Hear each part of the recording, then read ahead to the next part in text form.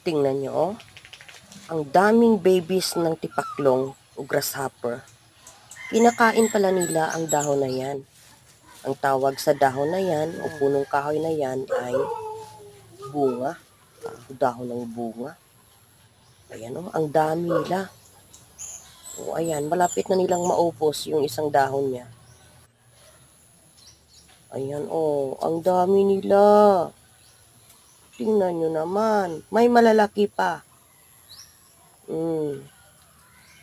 Sa English, grasshopper.